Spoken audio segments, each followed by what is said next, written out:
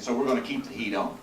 And we're going to keep the heat on here in Washington and do what we can to make sure that we promote the concept throughout the world that women should be treated with respect and dignity. My grandmother raised me basically the right way and taught me a lot of things. She never forgave me for being a Democrat, or a Republican rather, and she was a Democrat, and some of y'all probably would agree with that. But anyway, she said, you never hurt somebody you claim you love. And you know, that is absolutely true. You just don't do that. And I believe that philosophy. And some have said, well, why is the United States trying to move internationally and be concerned about women's issues throughout the world? Because the United States is still the symbol and great hope for freedom and human rights. But not just here in the United States. We should be the leader throughout the world in promoting human rights and human dignity. And that includes in areas in far-flung places where women are abused. Women are treated in a horrible, horrible way. I talked to Rose earlier before we got started. She said that Washington, D.C. to her was a city of refuge. And now she is a citizen of the United States.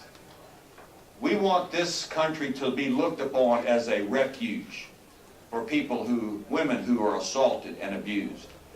But we want them to have the ability in countries throughout the world to have a safe refuge in their own country where they don't have to flee from violence.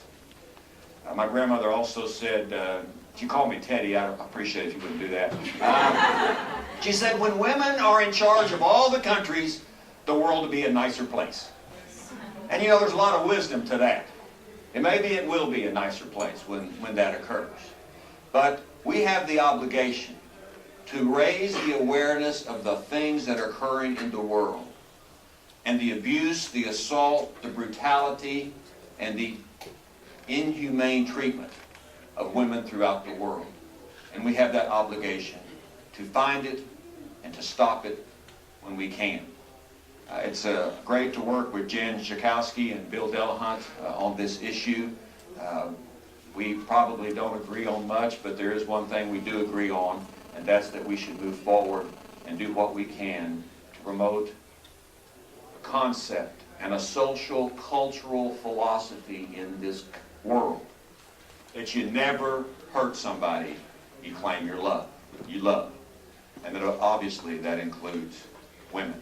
So thank you for being here. Thank you for what you do. And as Grandma would say, there's nothing more powerful than a woman that has made up their mind. And I think y'all have made up your mind. Thank you very much.